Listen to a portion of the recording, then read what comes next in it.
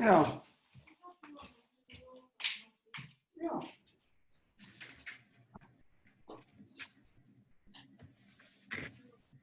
Welcome, everyone. Thank you so much for joining us today.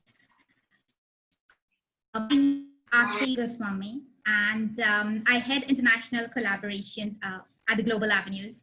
I'm also actively involved with the student recruitment. So we are pleased to advise, and very, very proudly so, that we are the exclusive admissions partner for South Asia for Estonian Entrepreneurship University of Applied Sciences, EUAS. Today, we will be talking about our MBA program, and we will have Janus Forman, the head of curriculum, joining in. We will also have Fatima Andrian-Diaz, our own MBA student who went last year, and also the Study in Estonia student ambassador. She'll be talking to us about her experience. And we would also have Mari Tanman joining us at a later stage to answer our questions. So just a quick little housekeeping before we get started. If you have any questions during the presentation, please type them into the question box in your Zoom control panel. We will be answering all the questions after the presentation. Our contact numbers would also be shared post this webinar. So I would also like to, like this chance to welcome all our esteemed business partners who have joined in from all across South Asia. And of course, most importantly, our students. We are aware that most of you are having a working day today, so a special thank you. So without any further delay, I would turn the mic over to Allen Lehmann now. Ian is the international marketing coordinator at EUAS, and someone I love sharing the floor with when it comes to addressing the students. So now, with any further ado, Ian, the floor is all yours. Thank you very much, Akshay. Good day, everyone, and thank you for joining us. My name is Allen Lehmann, and I'm the international marketing coordinator for the Estonian Entrepreneurship University of Applied Sciences. Today, we're here to give you some insights about Estonia, our university, and what you have to do if you're thinking about taking the next step by coming to study here. Estonia is one of the cleanest countries, and our untouched wilderness is accessible to all. Forests cover over about half of the territory, and more than 40% of them belong to the state or are certified as organic collection areas. So, according to the WHO, Estonia holds the 4th place in urban air quality in the world. So that's really cool if you're coming from India. And Estonia is the first country to offer EU residency, a government-issued digital ID available to anyone in the world. So EU residency offers the freedom to easily start and run a global business in a trusted EU environment. So even if you're in India and New Delhi, then you can actually apply for one and get started. Our nation's capital, Tallinn, is one of Europe's main startup hubs. According to the World Economic Forum, Estonia is the most entrepreneurial country in Europe. World-changing startups originate from Estonia, such as TransferWise, GrabCAD, Fortumo, Pipedrive, Starship Technologies, and Skype. Estonian Entrepreneurship University of Applied Sciences was founded in 1992, and it's currently the largest private university in Estonia. Our 1,600 students make us the market leader in applied education, yet allow us to be focused and still available for all of our students, as we like it. We take pride in our hands-on curriculum, where learning is done by doing our network of partners from the business world, both agile startups and established industry leaders, and our lean organization geared towards making study experience as smooth as possible. Our campus is located in Tallinn, in the heart of Ülemiste City, and it's the innovation campus dubbed the Silicon Valley of the North. And for instance, our university's living costs here in Estonia and altogether is quite affordable compared to the rest of the EU. The average monthly expenses for living, that means accommodation, transport, food, and other necessities, can be estimated around 500 euros a month. For example, if you stay at our student hostel. And yeah, I think that's enough for the introduction. We can go into further details while we go on. But today I'm joined here by one of my colleagues, Jaanus Bauerman, who is course leader for International Business Administration. So I'm gonna give it over to him. Jaanus.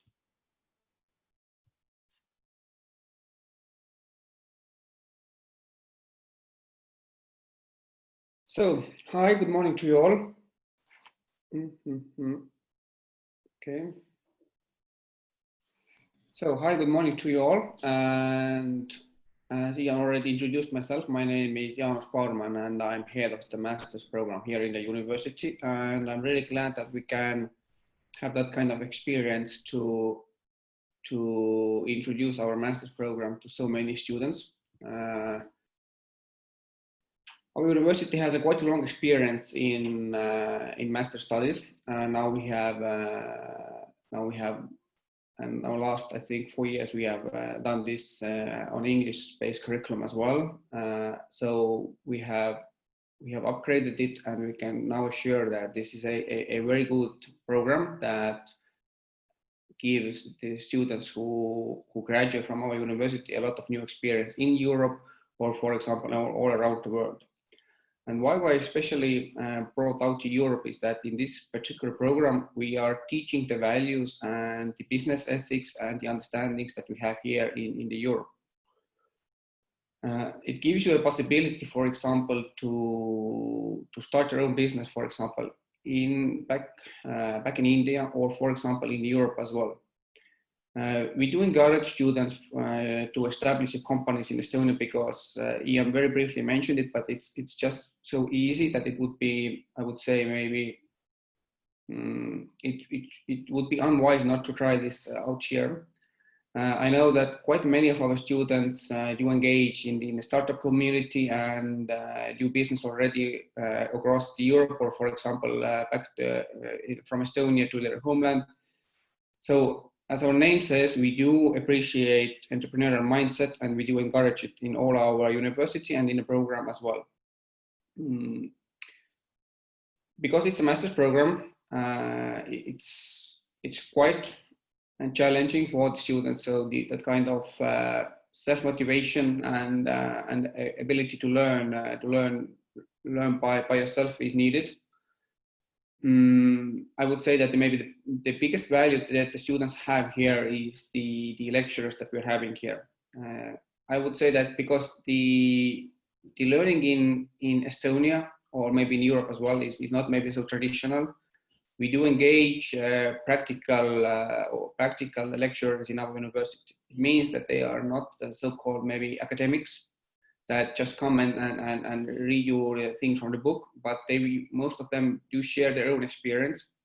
It means that they are not full-time lecturers, but they are the persons who have experience to put their hands on and give you real practical value. So it means that you can ask them, for example, what has been their failures. They can share their experience.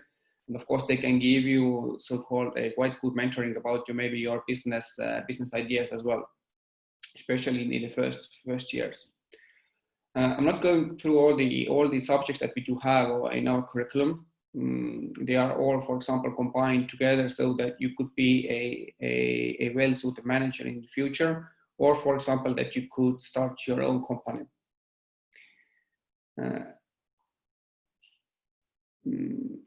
Of course, what we have seen in our university is that the financial subjects might be a little bit difficult for some of the students, and we are trying, for example, to guide them a little bit more. Why is it important is that because we are teaching you management skills and entrepreneurial mindset, to know and to get understandings about financials is very important, at least by our understandings.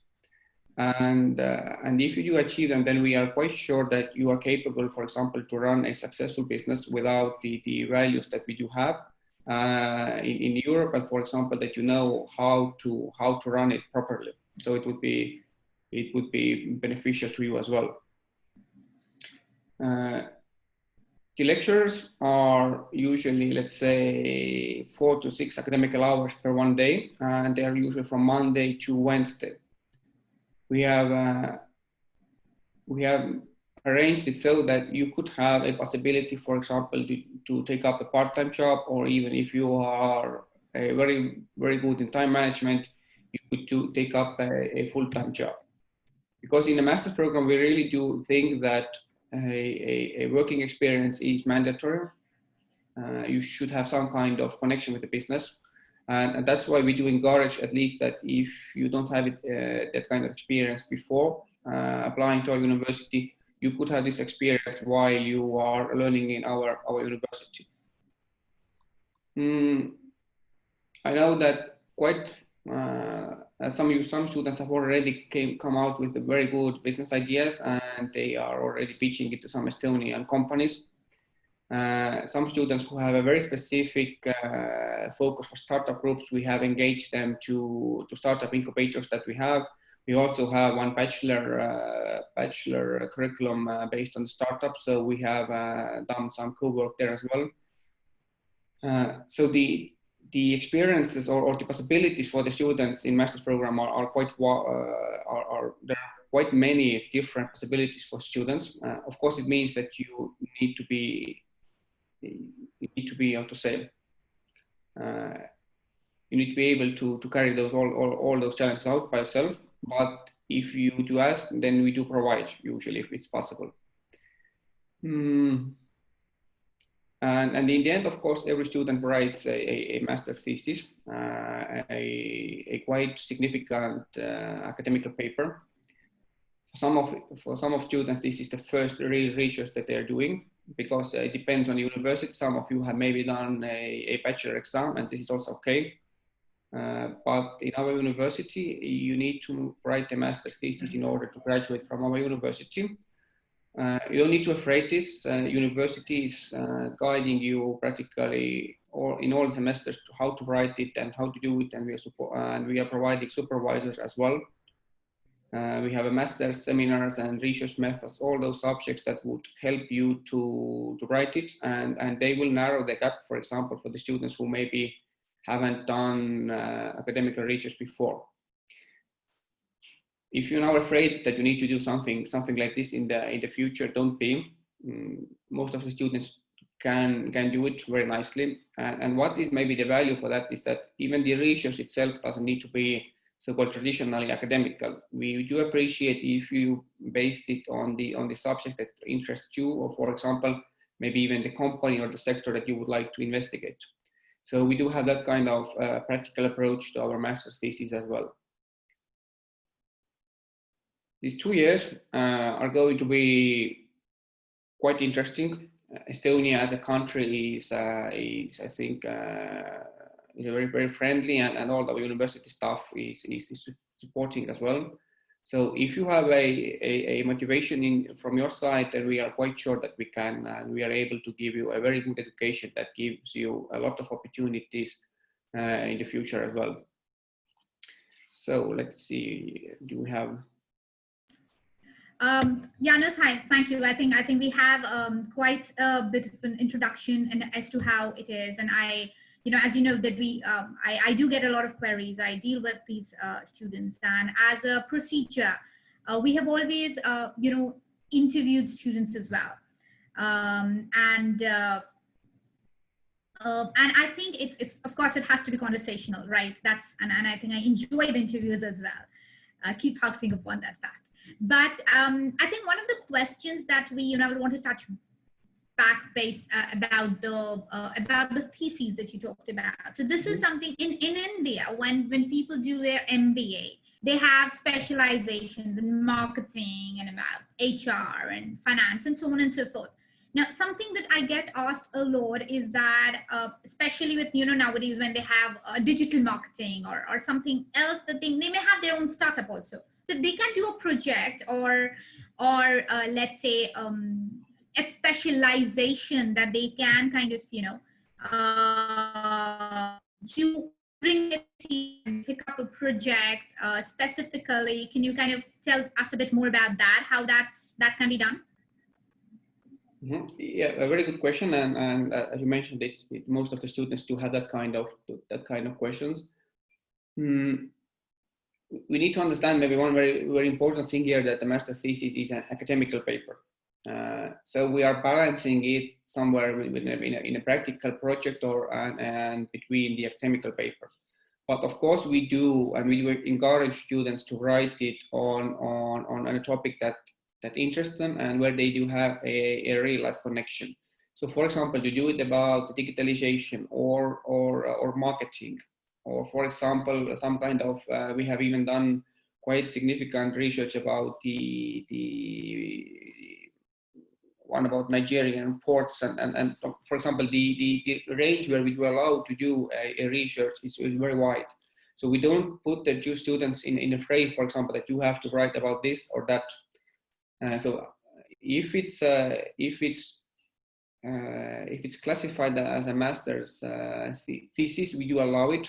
And once again, it usually goes out like this: the student tells us what is the topic that he or she wants to do it. As you mentioned, HR, leadership skills, some kind of financial analysis about, we have one done in Bangladesh banking sector at the moment. The student comes to university and says, I want to investigate that. Of course, sometimes we need to narrow down a little bit ambitions, because in a master thesis we can't find, unfortunately, we can't solve the poverty issues in a world.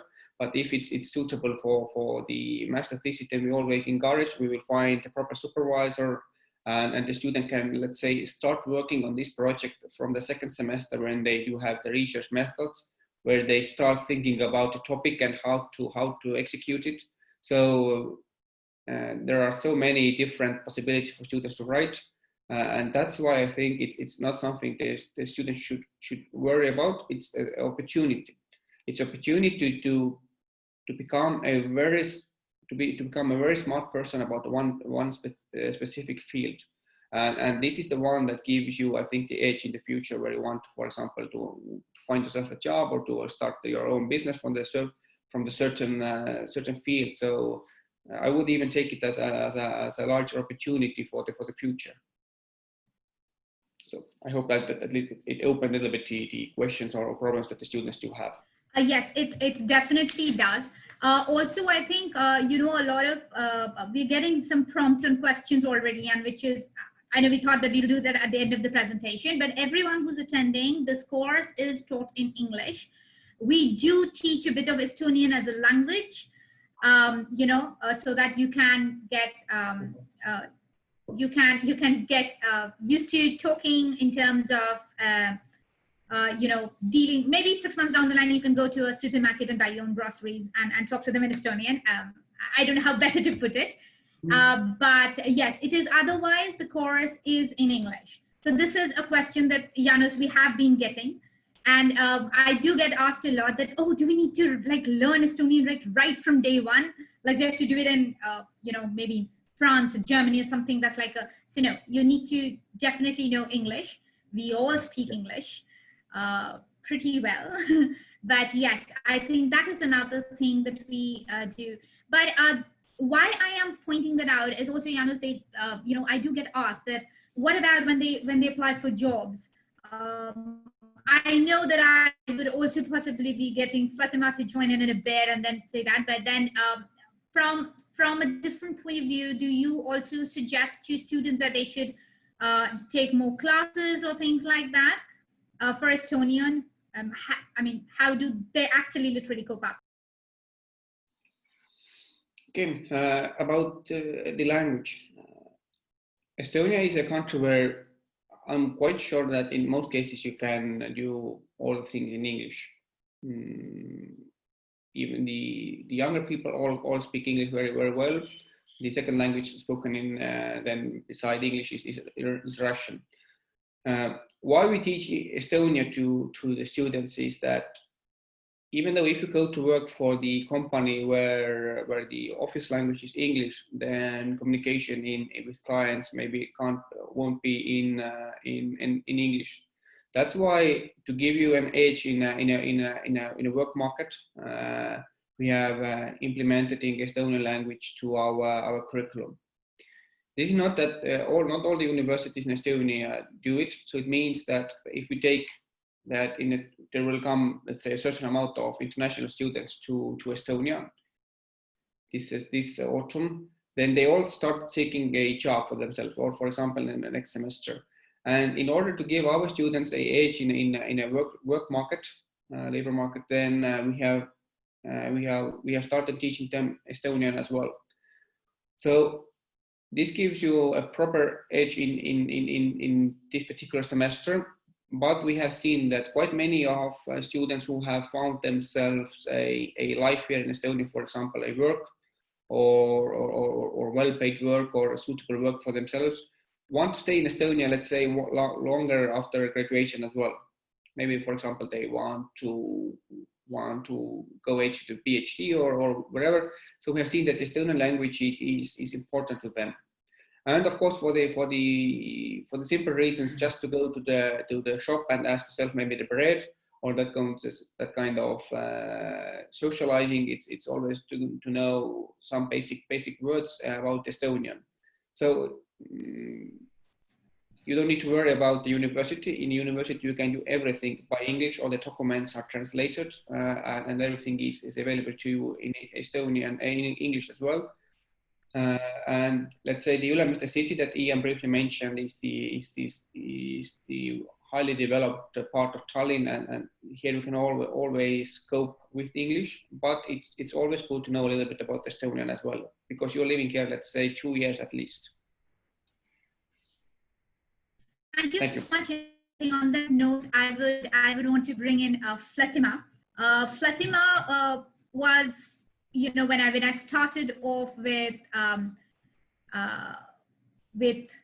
interviews as we did, it's still one of the interviews I enjoyed thoroughly, and I remember those days. And I am glad that today I am not interviewing her because she has to go for her course, but I would actually be interviewing her because she is already there, and I proudly say that she's also the Study in Estonia student ambassador, and she's working with TransferWise. So I would not give more of an introduction. I would let Fatima come and talk about her experience. And I know this is the question I asked her then. I'm going to ask her now that she stayed in Estonia, then why did she choose Estonia and how has her experience been? Fatima, over to you. Okay, well, yeah, so I also came here, I think last year is going to be a year in the end of August. And why I chose Estonia is because of, the ease of doing, your ease of starting your own business, because it's really clean and quiet and serene. And most importantly, I think the tuition fee is pretty reasonable as compared to Western European countries or, USA or Canada and stuff. The experience so far has been really nice. I mean, I was also as skeptical earlier that I might have to know the language per se to survive. But frankly, I mean, even doing your usual chores or going to a supermarket or anything can be dealt with in English. I've never really been stuck because I don't know the language. I mean, I know now because I've been learning it at the university, but in the initial months, there was no problem whatsoever. So I don't really I can't really think of a time when I was stuck. And especially in Tallinn, I think literally everyone knows English here. So it's tough to find someone who can only speak to you in Estonian. With regards to the jobs, good thing is that you can work full-time here. The government of Estonia also provides you with study leaves per year. But you have to be really good at multitasking for that, because along with working, we're working 8 hours a week, roughly 8 hours a day, which is around 40 hours a week. Most companies are give you the option to be flexible, so you can choose your own work hours and which days you want to work. But you have to be able to manage your time well, because the curriculum is quite heavy, and it's not like the traditional Indian courses where you have to just study and go and give a final exam. Like every subject has an assignment or a project that you work outside of class. So it takes a lot of time. And initially it's a little bit of a struggle. So if you can manage that, then you can also work full time, which is good. If you can't, then I know a lot of my colleagues and friends who work in the service industry or in hospitality. So the working hours are fewer and not as demanding as working into like a startup or any international organization. Regarding how you find a job, I think when I came here, I firstly get a nice LinkedIn profile made, update your experience, your skills, and I mean it should be really nice and attractive and concise. Also is your resume. Usually in India, I mean even I had like a 3-page long resume because I had a lot of work experience and stuff. But try to keep it as concise as possible, because in Estonia, it's better to have things put in a brief manner but impactful instead of having like a long story, because yeah, I mean, it is a different culture here altogether. But overall, Estonians are quite nice. I mean, they're not like, it's not like as warm and, as loud or things like that, like in India, but they're very professional and polite. And yeah, I mean, there's no racism at all over here. So it's a very good thing. And I think once you get to know them, they take some time to break the ice, but once you get to know them, they're quite nice. And working, what I can say, so work culture is really nice. It's not like India. There's no traditional hierarchy as such. You don't have like a boss who's going to be like, you don't have to like work overtime and stuff. So you have the flexibility to choose your own hours. And what else? Yeah, you just need to make sure that you have the right skill and the right attitude. Great. It's actually great to be connected again with you. It actually, I don't know, I'm having a deja vu of going back to Skype interview days, but it's gonna be almost a year so quickly. Yes, I know, indeed. So I still remember when we started off the process. How different has it been in terms of once you landed there and once you settled in? I believe now you've also shifted to an own apartment of yours, and how is it, I mean, commuting every day and adjusting work and everything, and what do you do on the weekends? That's another thing of it. Like, how do the students spend time on the weekends? I do get questions. I'm trying the questions that people ask me. Yeah, sure. Yeah, I mean, I had the same questions when I was in India. So I think firstly, how different it was. Mainly, I think the language thing, because I was really under the impression that not knowing Estonian would be a major disadvantage. And I think I also underestimated the climate a little bit. Coming from Mumbai, it's really warm and sunny all the time. And I think around December, Jan, it gets like really cold. So you have to be prepared for that. That was very different. But right now, the climate is really nice and sunny, and you have like really long days. So that's nice. What else? Yeah, so I moved out to my own apartment, I think in around Feb. Yeah, I think in the first week of Feb, once I had my job and things were like smooth. And on weekends, I think at least for one day, I'm like just resting and doing nothing, because the entire week is pretty crazy with university. And right now the semester is about to end. So I'm like really waiting for first week of June when it's like all over and I have like a break for 3 months. And then because you're working also along with it, so I think one day is just resting and the other day is just taking care of like house chores and stuff. Sometimes meeting friends, not right now because of the COVID, but right now it's nice weather to go out for a walk or for a run. So yeah, you can do all of that. So what you just talked about brings up 2 questions. I would answer the most sought after question right now. You just mentioned COVID, but Estonia as a country is one of the fastest healing and recovering countries as well. How are things actually there? Like, I know for a fact that you can kind of maybe move out a bit or something. If you could, how is it? Yeah. So it's not like it's not a total lockdown situation right now. You can go out and you have to only maintain like, it can be 2 people at a time and maintain a 2-meter distance. And yeah, because it's not as populated and people are really careful about hygiene and space, the virus is well contained, I guess, here. And it's not too many people. So it's almost almost normal here, but yeah, you cannot be like hanging out in big groups and stuff. But you can still go to the supermarket, you can go to a park, you can go to the beach, not in groups though.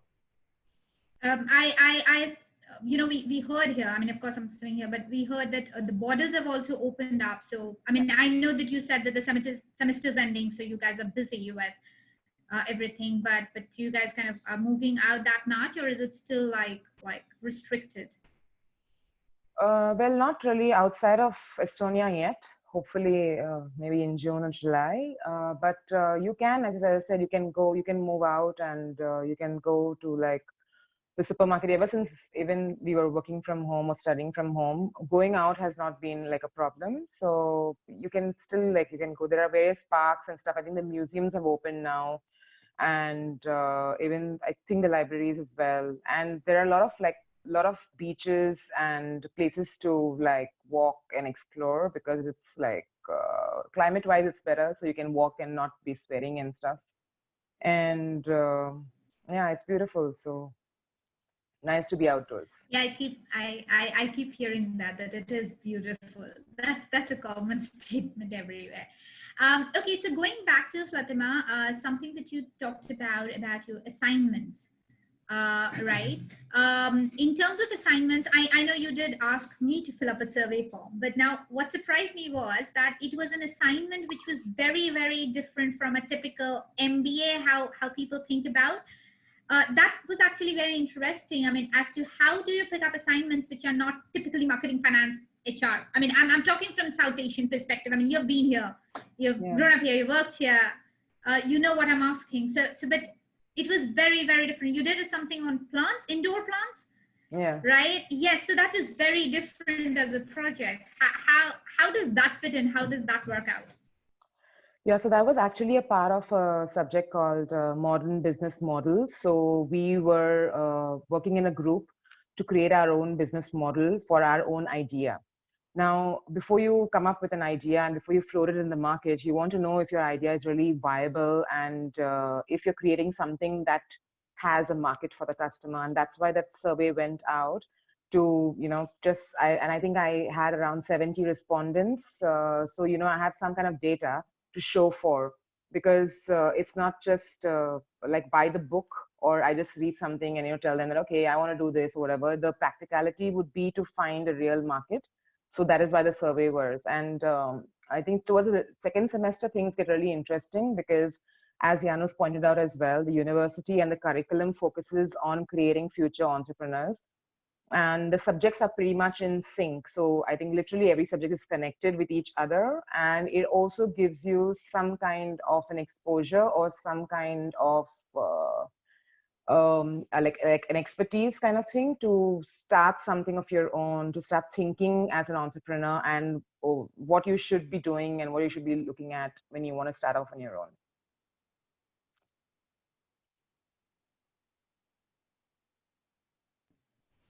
Okay. I think I don't know. It's been. I'm sure we have a lot of students who have actually joined in. So I think this actually gives them a real-time perspective. So thank you so much, Fatima, for it's actually great. I would want to end with one last question. You are an ambassador for study in Estonia, and you are, I believe they pick up one student per university. So if I was to ask you that, what you enjoyed most at EUAS, and how has that, being an ambassador, how has that really impacted, helped, changed, or what do you do? And yeah, I mean, you do have a lot of participants here who are students and who are looking at going. So I think hearing from you about studying in Estonia per se would really help. See, what I really enjoy firstly at EUS is that you have a whole lot of international diversity. So in my class, I think literally there are like 8 different nationalities. So it's really nice and interesting to get to know other cultures and other countries. And I've always been someone who's fond of traveling. So it has already given me a lot of travel goals. And I think moreover, it also helps you establish your networks and connections, because in your classroom, you'd be someone, there probably would be someone who's like a techie guy, or someone who's really good in sales, and or someone is good at marketing, for example. So if you're looking at starting off something on your own, you already have that kind of diversity.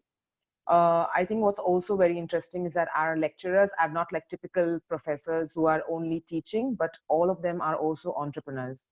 So when they start, taking us through their lectures, when they share professional knowledge, the professional experience and their actual entrepreneurial experience, it makes it easier to kind of relate to what the subject is and why they are good at it and stuff. I think also so far, I've not had any problems with, coordinating within the departments, which is really nice. Like, I mean, when I just came in here, if I had any problem with my documents or something, I think Lisa, the international student counselor, is a delight. The initial weeks of orientation were really nice, because I think that set a ground of what is it to be in Estonia, what Estonians are a fan of, what you shouldn't be doing in Estonia. And we also had like a session with someone who was working with work in Estonia. So he gave us like and he's Mexican. So he gave us his experience of how he came here and what did he do to kind of find his niche here, and he's staying back in Estonia. So I think all of those things are really helpful. And because it's a smaller university as compared to like a public huge ass one, so it is I think it has like a more personal touch for your students. So that helps, especially when you're coming from a country like India and so far away to a country that you've never probably visited before. So it's nice to have that kind of human touch. Yeah.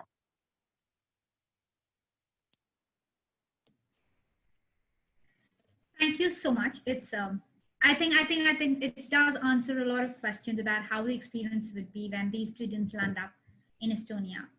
And I'm sure a lot of them would connect with you to know more, learn more. But yeah, thank you so much. I think I would now, open the floor again to Ian. And I would, want him to talk about how the entire thing about it. I mean, I know he did speak about EUAS to begin with, about Ülemiste City and everything. Yeah, Ian, the floor is yours to close before we open for a Q&A. If we still have students here listening that want to hear more about stories and people who are actually who have actually come to study at our university, then you can check out our Facebook, Instagram, YouTube channel, and also our website, where we have interviews with our alumni and our current students to talk about living here in Estonia. So that might be helpful. So about the borders opening, as you guys already talked about, COVID-19, then things here are getting slightly better.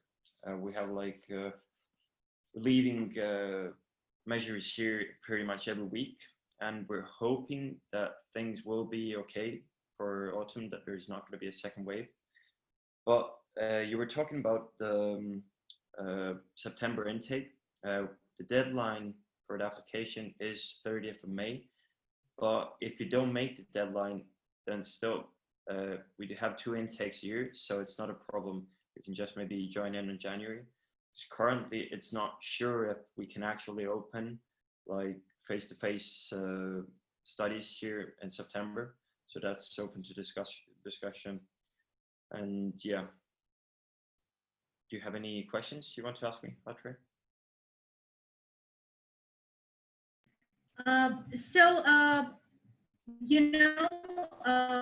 We are getting we have from one of our students who's actually enrolled with us. Like, we're just waiting for things to open up and his visa to be applied actually. So yeah, he is actually asking again about the part-time, full-time jobs. Anup, I would like to tell you that you are allowed to work full-time, and Fatima, who was just talking, she is working with a startup there. So Ian, maybe you want to elaborate a bit more on about the working there, as to how the opportunities are at Ülemiste, and maybe talk about it, because we are getting a lot of questions on that. Yeah, our school is very helpful. Maybe Mari can answer a bit more about that side, but We're helpful, and we're trying to find everybody an internship while they're studying there. So that gives them a better understanding of the job market and applying for jobs. Also, Ülemiste City has a lot of tech companies. So if you're interested in that kind of jobs, then there's a lot of opportunities. And Estonia is in a real shortage of developers. So it's not hard to get a job in that field. But if you just want to get a part-time job, we have different sites like Go Work a Bit and Facebook groups where you can just apply for some, I don't know, 10 hours a week, 20 hours a week jobs, or just like temporary jobs. So that's not an issue too. Yeah.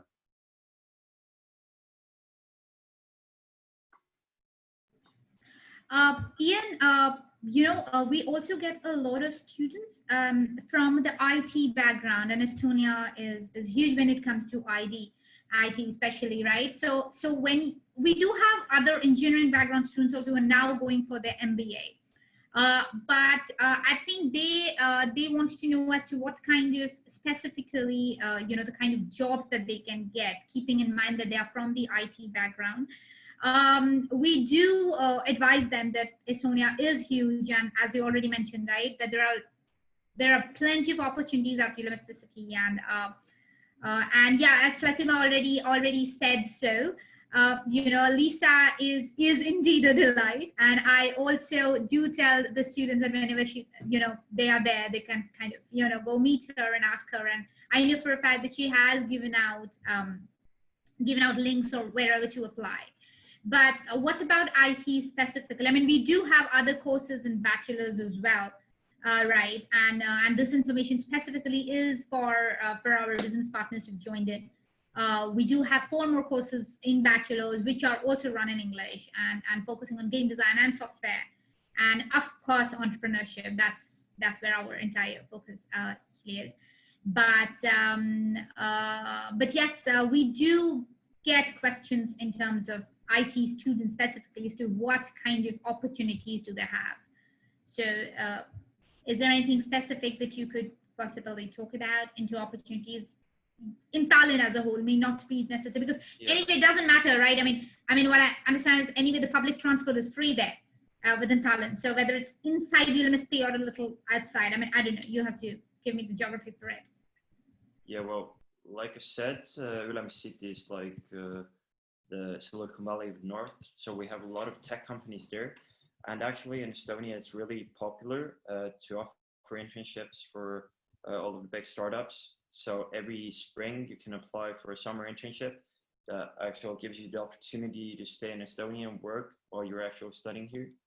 And it's usually a 3 to 4 month program. And if you do well in your internships, then you actually get offered the jobs here to work. And in Estonia, you have a 6-month kickback too after you graduate. So if you find a job after that, then you can actually stay here. Yeah. Okay, great. I think that's been a lot of information, I think, from all of us to them. So we I would say that if you're okay, then maybe Murray can join us, and Janis and Fatima, if there are specific questions, can also join in. But if Murray could join in for a Q&A, Ian, what do you think? Yeah, that's cool. Can Murray hear us? I don't know. Yes, I can see Murray. Yes, Murray is here. Good morning, everybody. Okay, so Murray, thank you so much for joining in. We do have a lot of questions about admissions and about the admissions process, which I've already told them that they can connect with us at the South Asia at EUAS.eu. I've given out that information. But we do have loads and loads and loads of questions, so maybe we can start answering questions, if that's okay. Okay now with you, and you can start asking. So I believe Ian already answered this, but if you could maybe do this. How about somebody's asking how replacement percentage in last 2 years, especially for non-Europe people? So there's no last 2 years. It is a 2 years course. So Mary, if you could talk about the placement bit. All right. I don't know, unfortunately, I don't know the number exactly, But what I can tell you is that most of our students do work already during their studies. So it's not about what to do afterwards only, because most students start working really early. And because usually our classes are from Monday to Wednesday, they're full classes. And then Thursday, Friday, Saturday, Sunday, students need to do independent work, and then depends on their time management, if they work part-time or full-time, or because Estonia does allow you to work full-time when you are studying. So most of our students work, like, not most, quite a lot of our students work in new startup companies, which are actually based also in Ülemiste City. Like, I mean, for example, which companies do they work? They work in Bolt, Uber, and etc. So how much you work and if you get the work after graduation depends a lot on you as a student, because if you start working in a company during your study, you usually end up with a job offer after your study. So I think Fletima is a perfect sample because she's already working. Fletima, are you working full-time right now or part-time? I think she's not. Yeah, I'm working full-time, sorry, yeah. Are you working full-time right now? Yeah, full-time, yeah. Was it hard to find a job in Estonia? Initially, yeah, because I was trying to find it with the wrong approach, I guess, and looking at jobs in the wrong places. But I think eventually then when I found my, I had to like redo my resume and, you know, even tidy up my LinkedIn profile. And then also, like, I had to first speak to the university to see if I can manage, because during the training time, you have to, like, you know, attend it during the time that the place wants you to work. And post that, it becomes flexible. So while I figured out all of that, then I made it a point. So I think I came here in the end of August and I started working in the end of October. Okay. It was not so difficult though, actually, yeah. Only 2 months. Yeah. You settled in really fast then. Yeah, because yeah. August, September, October. Wow, Yeah. very impressive. Thank you. Welcome. So Marie, we have like loads and loads of questions, so I'll quickly pick up a couple of them, which are very short answers. So one, a student is asking for about a visa extension. He's one of the new students who's wanting to apply with us. So if a student gets a job after graduation, so the visa extension is 9 months, and as Marie and Fatima already discussed, that you anyway end up getting a job during the graduation, even before you do. So I think that should kind of do that. And there are lots of similar questions about the placements. I think placement is a major question. So I believe now, you know, with the last discussion, we have been able to answer these. There is something that it says, do you have a startup and entrepreneurship program at master's level? So Marie, do you want to kind of talk about that as to, or maybe... We have a startup program not in master's level, but in bachelor level. We have also creativity and business innovation program, as well as you can learn game design, and you can also learn software development. And these courses are all held in English. We obviously have other courses as well, but we also teach in Russian as well as in Estonian. And Marie, as I believe, you know, when we were talking, Fatima was talking, Janis was talking, we did talk about saying that you can do your own projects if you have a business model.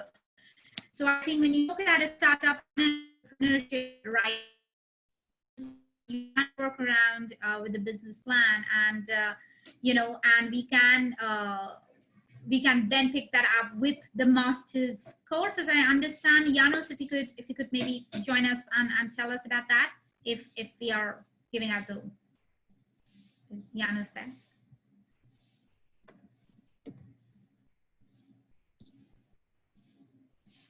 I'm not sure if Janos is able to connect in, but yeah, we can get exact details if you want to. Yeah, Janos is possibly. No, I don't think it's going to impact. Nevertheless, if you do have a business plan, you can work on that, and you can have an entrepreneurial program or a project that you do during the master's. So that's there.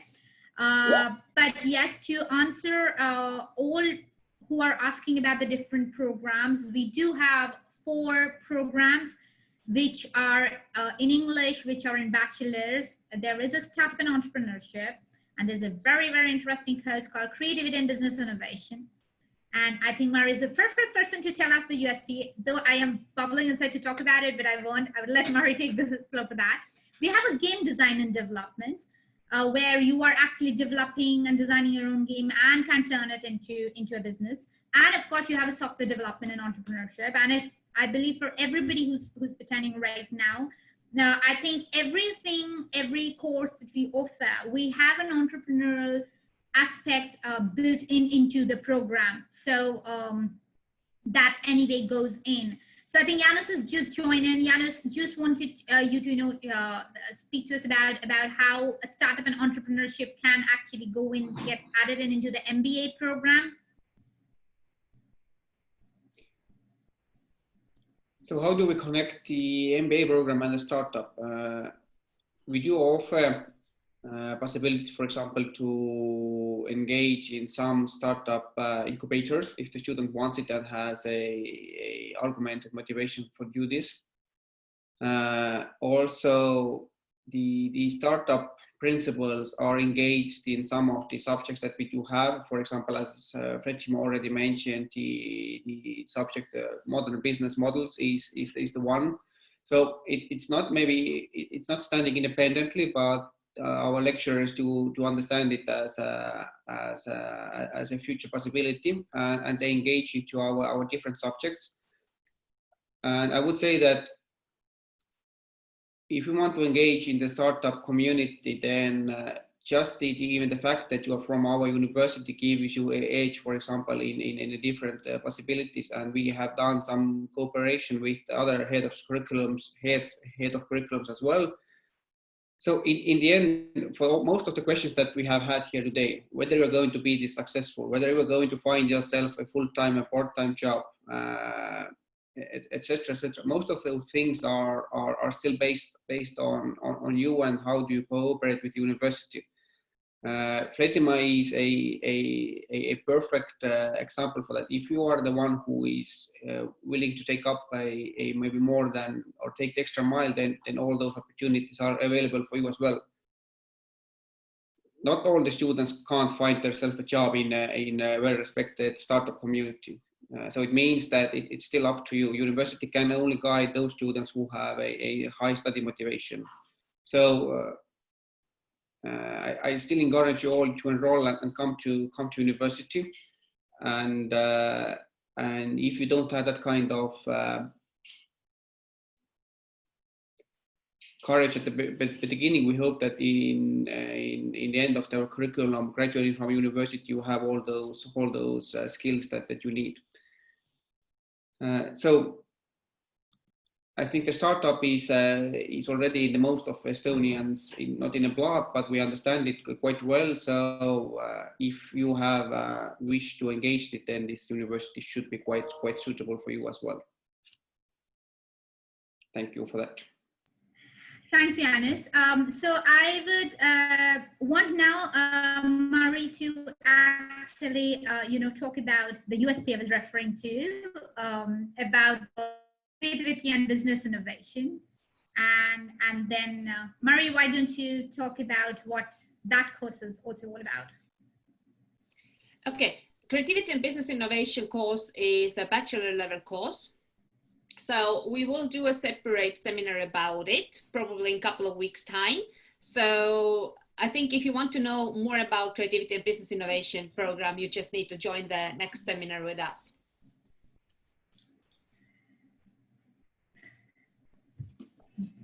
Okay, so I really wanted to tell them about the 3 countries aspect, and now I'm prompting. All right, I can cover that. I'm just looking at the time because we have less than a minute left. That's why. I think we'll quickly wrap up the questions right after that. Yes. All right. So basically, Creativity and Business Innovation is a very unique program. You will end up with 3 different diplomas, and you can study in 3 different countries. You can study in Estonia, in Portugal, and in Lithuania. So that is the best aspect or the most unique aspect of the Creativity and Business Innovation program. So if you want to find out more, join us on next webinar. Okay, so let's get on with a few more questions, which I believe I should be quickly able to wrap up. We have a lot of questions again who are asking about the post-study work permit, about jobs and career fairs, and everything. As I believe we all have already spoken about, you can reach out to us, and you know, there are jobs. As a country, a 9 months visa extension is given out to students to look for job. However, you as a master's student, you are allowed to work full-time, and I think when you are already having a job which is full-time, the extension bit isn't something that you are looking at because you already have a job. But yes, indeed, you do get a 9 months visa extension. Okay, we have a question on the graduate employment record of last 5 years. As much as I know that we do have like internship for everybody, but Ian, do we have anything in terms of the graduate employment record? Do we have anything, or can we get back to people later? But because I don't know of anybody who doesn't get a job, hasn't got a job. We have the statistics, we have the facts about how many people are actually staying back in Estonia and how many people are actually working here. I think the percentage of students working while studying is the highest in Estonia, was 78%. But I have to get back to you on the percentage of people getting jobs after that. I think it's similar, it's about 80% something, but it doesn't take into account the people that are leaving Estonia. So I have to get back to you on that. We have the statistics somewhere. Thanks, Ian. But I think what I can tell everybody who's listening is about our students who've gone in. I mean, Platima, of course, is you know, when I say our students, I'm talking South Asia. Platima is somebody who's working full time. We've got more students of MBA, like Love Kumar, like Navya, who's like, you know, right now they may be working from home essentially, or because of the situation, but yes, they're working full time. We have graduate students who are actually technically still undergraduates, opening their own startup. You know, Guru Prasad is one student who went from India, and he is in his, I think he's finishing his 3rd year now. He's another 2 semesters to go, but he's looking at opening his own startup. I think everyone who's gone there have actually either working full time or opening their own company. So I don't think that would anyway kind of be a thing. Okay, so that's there. Okay, now we do have questions about scholarships.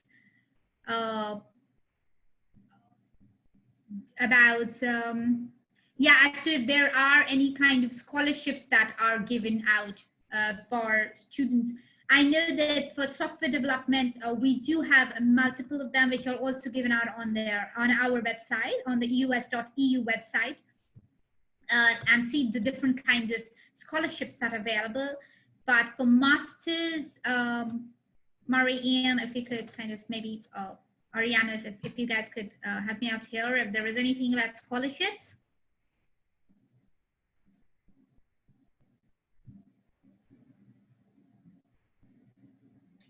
So maybe I will start about the scholarships, and Ian and Mari can then join in and give maybe additional information.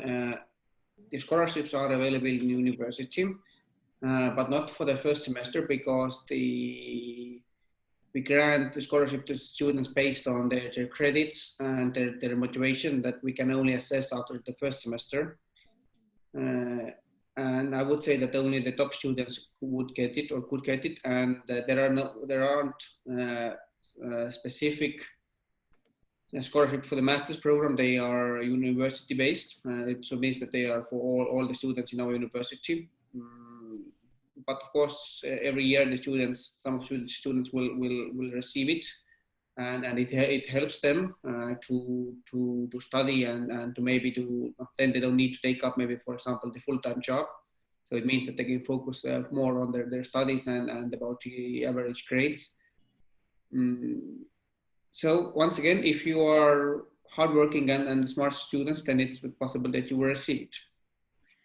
And I am completely with you, Janis, because I'm getting a lot of questions also which talk about, you know, I am from a mechanical engineering background. I'm from this background, that background. I have to tell these guys, I have an aeronautical engineer, Navya, who's there as MBA. I have students who've done English honors and gone there. I have, of course, IT, and I have, I don't know, you name it. It doesn't matter what your graduation is in. If you, as Janis said, if you're a hardworking student, if you have, you know, you have an entrepreneurial bent of mind, if you want to actually work on your leadership skills, I would say that you know, this MBA program, if you want to actually look at the global market and talk about, you know, and be there and set yourself there, then I think an MBA international business with your own project is going to be the perfect course for you, irrespective of what background you come from. I think that's where I am. Yeah, it's a very good point that you brought out. We don't look into students' past. For example, in a good way, there is no need for us to evaluate what was your last diploma or the grades from there. We are looking you in our university and what you are actually doing with us or in our university. So in a good way, for example, even maybe if your grades wasn't so good, let's say you graduated 8 years ago and maybe you weren't, I don't know, a brilliant student, it doesn't matter here in our university. In a good way, you could have like a fresh start. You can decide your own, are you going to focus more on your studies or more on the work experience or international student experience? So in a good way, we give you like the possibility to start fresh.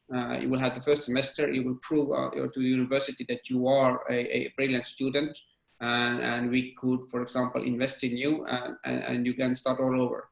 So I think this is a brilliant opportunity for maybe the students who have made mistakes maybe in their past, but they can, for example, start fresh with us. Thank you, Janis. So there is also, you know, a few questions that I got from students who enrolled in. So I would like to personally address the student. Henry, I am a call away and I am a Skype message away. So I would be happy to take you through the admission process all over again as to the entire thing. Having said that, you are already enrolled. We would soon have your interview. And yes, of course, there is something that I also wanted to you know, tell everyone about. That's the ENIC-NARIC process, because I think that is what does take time. And Murray, could you please tell us about, you know, how the ENIC-NARIC really happens? Because that actually is something that a lot of them don't know about. So maybe you could tell us a bit about it quickly, and then we can move into, yeah. Thanks. All right. All students' transcripts will be evaluated by ENIC-NARIC. This is the Estonian requirement. So basically, you are submitting your documents. The university will forward your documents, your transcripts, diploma, copy of your passport to the ENIC-NARIC, and they will evaluate if your education, if your current level of the education matches with Estonian requirements. So usually it takes up to 3 weeks. So you need to take that amount of time into account. So if you submit your application like 2 days before okay, basically you need to submit it in advance so that we have time to do the check. Thank you. I think we are also getting quite a few questions on the impact on the next intake due to the current scenario. Yeah, Murray, the floor is yours again to kind of, because I think you all are actually there and maybe you would be able to kind of tell better. Yes, all I can say is that we're still looking at a 7th September, hoping to start it off, but yeah. I mean, the course will definitely start, depending on the current situation and how the world is opening up. It will be online or it will be in the classroom. So it all depends on the current situation and how the COVID-19 is developing and how the other countries are opening up as well. But the courses are opening up. Jaanus, would you like to add something? Yeah, I would maybe like to add something that even if we are not able to open the courses, or let's say if the students can't arrive to Estonia and we need to go so-called distance learning, online learning, e-learning, however we name it, then we can say that we already proved us as a university that we can do it on this semester. And I would say that for the MBA students, we can ensure that the same subjects that are should start in September were already done in this semester as on distance learning. So we know that it works. From the positive side, what does it maybe give you is that the living costs will not apply. For example, you can do the learning from your home at the moment. So it's the cost will be maybe a little bit reduced for you, living cost, not for unfortunately the tuition fee. And we can say that nowadays it's quite important to know, for example, how to use all the so-called digital possibilities. So once again, we can take it as additional learning possibility for the students. And this is not nothing you should be afraid of. And I would say that you can still have the same experience with the lecturers. University has built up their own platforms to support e-learning. So in quite many things, it should be the same. We just don't meet in person, that's all. Thank you, Jaanus. Also, we do have quite a few business partners asking us about an entire roadmap, which, because we have already overshot by 10 minutes, we'll be happy to answer questions in terms of the entire admission process and, the entire roadmap. We have some repeated, questions on the job opportunities. We would be sharing an email right after this webinar with all our attendees, giving out our email addresses and our local phone numbers from India. And you can contact any of us for any kind of questions. And then, we would let you know as to what their, what it would be like that job prospect, about the entire admission process. The only thing I think that we would like to address here is another very, very burning question, which is about IELTS.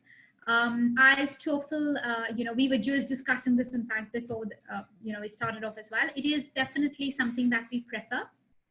But once we get the documents, once we have all the documents from you, possibly then we can only look at, how we can take an exemption and things like that.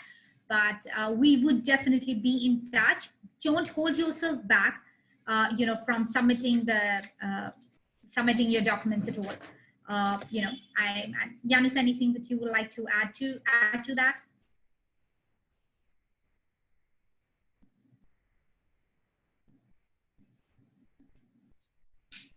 Yeah, thanks. I don't have much to maybe say. I would say only this, that the advantage of MBA is that that is a 2 years program that you can pass quite quickly, and you will have a very good possibility to build up your future here. And university is hoping that we can meet quite many of you in person in September. Or if not, then maybe you will enroll hopefully in February, and we can then meet in the winter. I think that's actually perfect. Thank you so much. We still have questions coming in, but I think now we would have, as Murray already said, that we would have something specifically more for the creativity and business innovation. We would be giving out our emails and our phone numbers very shortly. An email will go out to all of you. And thank you so much. I think it was great. We were we were actually hoping that we would get to actually hear the real questions, and we are happy that this happened. But yeah, we really appreciate you being here. And yes, the last date of enrollment is essentially a week away for September. So yes, as Janus already said, please send in your documents as well, as I already said, and we will be in touch. Thank you so much, everyone, for joining in, and we will see you the next time.